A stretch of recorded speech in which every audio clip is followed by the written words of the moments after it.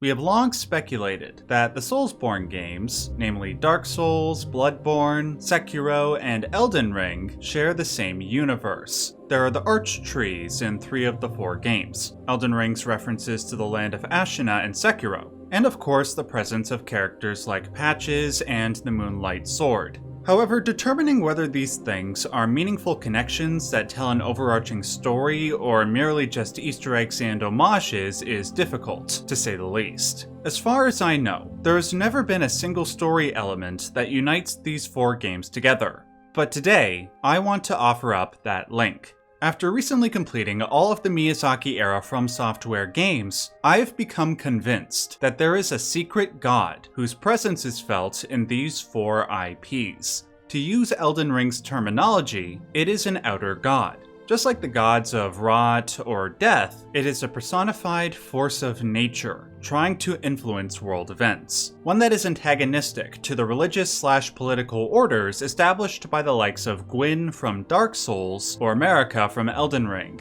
I will state outright who this god is and present the overwhelming supportive evidence in a moment, but before I do, I will kindly ask that if you end up liking this video, make sure to hit that like button. That helps me out a lot. Also, given that Elden Ring Night Reign seems to be leaning into this shared universe interpretation, I will almost certainly have stuff to say on that game when it releases at the end of this month. So make sure to subscribe so that you don't miss out on any of that. Finally, special thanks to the Soulsborne lore expert, Smotown, for proofreading my ideas. Now, to explain who this outer god is as efficiently as I can, I will first state outright who it is, then I will list its characteristics and how those characteristics show up in the 4 games, then I will conclude by trying to determine what influence this god is trying to have. In short, I believe this outer god is the Abyssal Serpent, the one that resides within the Eye of Messmer from Elden Ring. The characteristics of this god line up almost perfectly with that of a god from the Hermetic tradition, one known as Mercurius. Let's go down the list. First, Mercurius is understood as the spirit that underlies all matter in the universe. In its initial state, Mercurius is the black void of space. An accurate depiction of this can be seen in the anime Fullmetal Alchemist Brotherhood, which you can see on screen now. Void, or as the Hermeticists would call it, the prima materia, is the fundamental matter of all things, and Mercurius is the spirit in that matter. Second, Mercurius is often equated with the concept of water, specifically the waters that existed at the beginning of time in the Judeo-Christian tradition. It is from these waters that all life emerged. It should also be stated that the same is true in Eastern Taoist mythology, with their concept of Qi, which was also equated with water. Keep this in mind for when we discuss Sekiro. Third, alongside void and water, Mercurius had a chemical component in the form of mercury, also known as quicksilver. This is obviously appropriate because Mercury is in the name Mercurius. But also, the oldest alchemists, stretching all the way back to the original Arabic alchemists, believed that quicksilver was the base matter of all life in the universe. Fourth, because Mercurius is a spirit that underlies all aspects of life, it was capable of taking on many forms. But like with any shapeshifter, it has a single canonical form. And in Mercurius's case, that form was of a snake. Quote, "The serpens Mercury, read as the mercurial serpent, is a chthonic spirit who dwells in matter, more especially in the bit of original chaos hidden in creation. That original chaos is void, water, Qi." Fifth, because Mercurius underlies every aspect of life, it had the distinct ability to unite opposite elements into a state of oneness, just as it did when it held light and darkness together, yin and yang, in the cosmic seed that birthed the universe. Most famously, it is used as the binding agent in the alchemical union of the Red King Sol and the White Queen Luna into the hermaphroditic Rebus, which was the personification of the immortality-gifting Philosopher's Stone. Note in this particular illustration the mercurial serpent uniting the Red King and the White Queen in the mercurial waters. Finally, sixth, the most famous symbol of Mercurius is that of the caduceus, not just because this was the staff carried by the Roman god Mercury, and not just because it depicts snakes, but because the two snake heads are meant to unite the opposing elements into one: light and dark, man and woman, red and white. To quickly recap, Mercurius is the underlying spirit of life, often depicted as a snake, as void, water, and mercury. Its symbol is the caduceus, and it has the ability to unite opposing elements. Don't worry about remembering all of this. I will continuously refer back to these traits as we go along. Now, let's start with how these characteristics show up in Dark Souls. In Dark Souls 1, we encounter the Void in its raw form, which the game refers to as the Abyss. In it, we encounter the chthonic spirit who dwells in the original chaos hidden in creation. Or rather, I should say that we meet two individual extensions of that spirit, even though there are multiple extensions in that chaos. One is the primordial serpent Kingseeker Frampt, who wishes to prolong the Age of Fire, and the other is the primordial serpent Darkstalker Koth, who wishes to usher in the Age of Dark. Their opposing wills reflect Mercurius's dualist, contradictory nature, the ability to hold opposing elements and sentiments within oneself. This is not the only example of Mercurius's dual nature, however. The Abyss is both creative and destructive. It produced the arch trees which shoot up from it, and all the life within, but it also corrupts those who enter it carelessly, as we see for instance with the Four Kings. The colors red and white make an appearance as well, with the red and white shields. The relevance for this lies in the item description. Quote, "The giant trees in Lordran are distant offspring of the great stone arch trees. This shield inherits their properties." This is important because the Age of Ancients, the primordial era in Dark Souls, was the time when the only thing that existed were the stone arch trees and the stone dragons, both of which were immortal. Just as the Rebus, aka the Philosopher's Stone, contained the red and white properties within them, so too did the stone arch trees and the dragons. And remember, dragons are the perfected forms of snakes, as we learned from the covetous serpent rings. When disparity came as a consequence of the first flame, Mercurius's inner opposites were separated. It became lowest as prima materia, aka void, and highest as lapis philosophorum, read as philosopher's stone.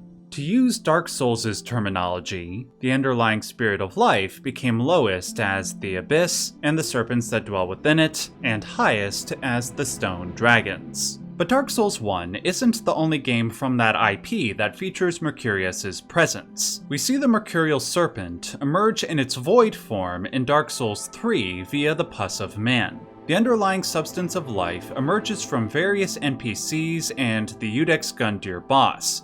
Finally, in the Ashes of Ariandel DLC, we see the caduceus symbol on the Ariandel Chapel, and on various shields in this and the other Dark Souls games. I will address the relevance of all of this to the story events of Dark Souls towards the end of the video. For now, I'm just pointing out where Mercurius's characteristics show up in all the games.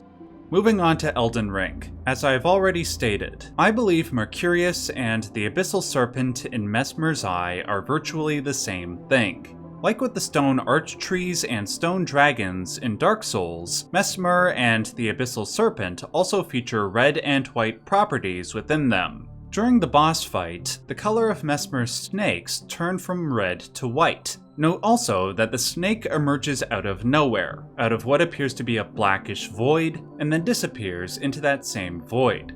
This is not the only place where the colors red and white show up in Elden Ring. One example is the red and white flesh mushrooms, which I have theorized are the remnants of failed jar experiments in the Lands of Shadow.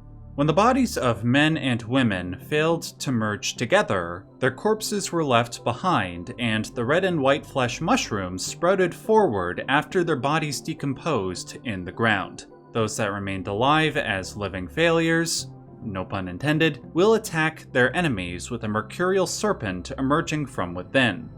There was, however, one successful conjunction, as we know, with the characters Ratigan and Marika, which I and other prominent Soulsborne YouTubers like Soulstorm and the previously mentioned Smotown have theorized are this universe's version of the Rebus. In respect to Void, we see it reappear in the Elden Beast boss arena, which looks a lot like Ash Lake from Dark Souls 1, albeit with golden trees. The Void, however, is not ethereal, but watery. But this is also consistent with Mercurius's nature as the fundamental stuff of life, which is also water. Though to my knowledge, we don't see the spirit of this god emerge from the Void as a snake, like we see with the Pus of Man in Dark Souls 3, we do see this spirit in another form, with the ulcerated tree spirits. Both it and the Pus of Man have the same moveset, as you can see clearly demonstrated from this video by Bonfire VN. Personally, I believe that this isn't a coincidence. Just as Mercurius was often depicted as a tree numen in its mythological depictions, coiled around a tree, I believe that the same is true for the ulcerated tree spirits. And how could it not be true? If the arch trees emerge from Mercurius / the Abyssal Serpent, how could the spirits of the tree not be snakes? Those who emerged successfully from the archtrees of Elden Ring became serpents and then dragons. They were the first to emerge, and then so did every other aspect of life. And those who didn't emerge successfully lived on in these twisted forms. Now, as I said with Dark Souls 1, Mercurius isn't a single serpent, but multiple branching from a single source. This is proven by the Abyssal Serpent's physiology, which appears to be an infinite mass of snakes. It is also proven not just by the multiple ulcerated tree spirits, but also by the existence of the god-devouring serpent, as well as Eagle, both of which I personally view to be extensions of the base Abyssal Serpent. Just as Koth was worshipped as an individual offspring of that primordial force in Dark Souls 3, the same might be true for those other gods. One additional piece of proof to this effect is the fact that we do see the actual Caduceus symbol in Elden Ring, not just in the various spirals which were meant to depict the Crucible Current, the name given to the primordial force of Elden Ring, but the actual two-headed snake. It's behind the throne in Mount Gelmir.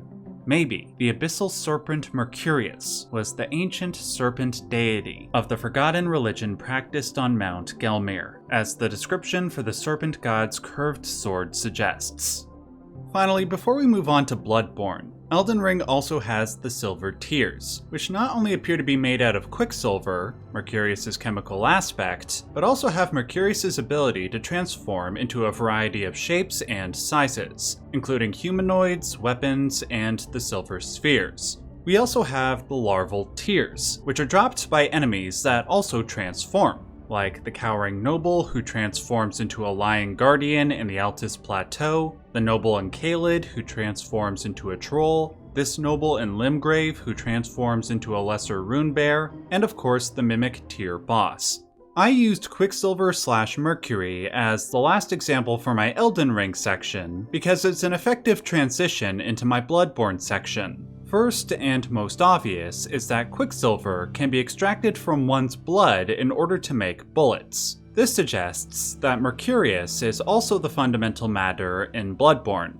Now, unlike Elden Ring and Dark Souls and even Sekiro, the references to snakes or void in Bloodborne initially seemed minimal and/or inconsequential to me. The only places we see snakes are in the Forbidden Grave level, in a few of the Chalice dungeons, and in the Shadows of Yharnam boss fight. The only place we see something like Void is in the Brain of Mensis location. For the longest time, I struggled to see how the Abyssal Serpent had any concrete relation to these elements. But then, I took a closer look at the lore surrounding formless Erden, or Odin, I don't know, the greatest of the Great One hierarchy. The one who reached such a high plane of transcendence that he could no longer be perceived. Though nothing is definitive, I do believe there is enough evidence to suggest that there is some connection between Erden and the Abyssal Serpent / Mercurius. First is Erden's characteristic of formlessness, which is also characteristic of Void. I believe connecting the two is further justified given how characters in Elden Ring communed with a similarly named god. the Formless Mother. She could be accessed at any time by reaching into the ethereal void that surrounds us. Therefore, Erden's formlessness might be equivalent. But I saved the best two examples for last. First, there are Erden's Carol runes. What are the benefits they grant you? That's right, more Quicksilver bullets. Why is it that of all the runes there are, the only ones that grant you Quicksilver bullets have to do with Erden? But the second and best example loops in the snakes. Why is it that we only see the snake balls and snake parasites in the Forbidden Grave? This is because, from what I understand, the Forbidden Grave is the closest to the entrance of the Chalice Dungeons, which was where the Pthumerians were located, including the most famous Pthumerian of all, Queen Yharnam. She and the other Pthumerians were in constant communication with the Great Ones, until eventually, Yharnam became pregnant with Erden's child. For the entrance to the Chalice Dungeons and the dungeons themselves to be the only areas infested with snakes is especially curious. For them to be arranged in balls resembling the Abyssal Serpent is even more curious. And let's not forget that the shadows of Yharnam, Queen Yharnam's attendants, were not only possessed by snakes, but knew how to wield them. Like the base serpent emerged from the void during Messmer's boss battle, the same is true during the battle with the shadows of Yharnam. And let's not forget that one can summon a snake from the void using Madara's whistle. Finally, we have Sekiro. Here, we have further justification for my previous statement that the Mercurial Serpent is the Tree Numen, the spirit of the Arch Trees. After all, the Divine Dragon emerges from a Sakura tree, and its disciples, the old dragons of the tree, are also an extension of that source. And remember, dragons are serpents in their most idealized form. Just as Dark Souls 1 had Frampt and Koth, I believe that the two great white serpents that we encounter in Sekiro are an echo of that. They are both the spirits that underlie Ashina, personifying the opposites of life. By uniting their opposing viscera in the body of the Divine Child, she is able to produce the Frozen Tear, which oddly enough looks a bit like Mercury. This is symbolic of the merging of opposites to produce the immortality-gifting substance via the Red King and White Queen. This is further justified when we consider the fact that the game's primary plot device, the Rejuvenating Waters, also have the dragon as its source. This is not only reflective of the dragon as a symbol of this union of opposites, but it's also reflective of Mercurius's watery state. Specifically, the fact that Mercurius is the alchemical aqua permanens, the water of life. The water from which all life emerged, which, as I said before, is equivalent to the Eastern concept of Qi. As for the colors red and white, they show up in union 4 different times in Sekiro, and in each case, they are associated with immortality. First, the red and white pinwheels. These mark the graves of children who were used in experiments by the monks of Senpo Temple, experiments that were done for the purpose of seeking immortality. The red and white symbolize what they died for. Second, the red and white treasure carp scales. The carps were also trying to pursue immortality. Theoretically, they would do this by leaping up the waterfalls of Fountainhead Palace until they transformed into dragons. This borrows from an old Chinese myth called the Longmen. If you want to learn more about that, check out my video on Sekiro, which I will link in the description box below. Third, the lizards of Fountainhead Palace, the source of these waters, bleed red and white. This could be due to the fact that they either drank from the waters, or because they, like other reptiles in these games, are offspring of dragons. And fourth, the gourd that we drink from to replenish our health. In Chinese alchemy, the gourd was used to unite red cinnabar and white mercury. The marriage of these two substances was a sexual metaphor for the union of semen and menstrual blood to create life. Just as the union of the Red King and White Queen produced the life-giving waters, the healing gourd in Sekiro symbolically performs the same union, producing Qi in watery form. One additional piece of proof that this water is Qi involves the Japanese kanji that appears when you heal yourself. This is a cursive version of this Japanese character, which translates in English to the words to heal. However, if you were to Romanize this Japanese kanji to put it into English letters, it would spell chi.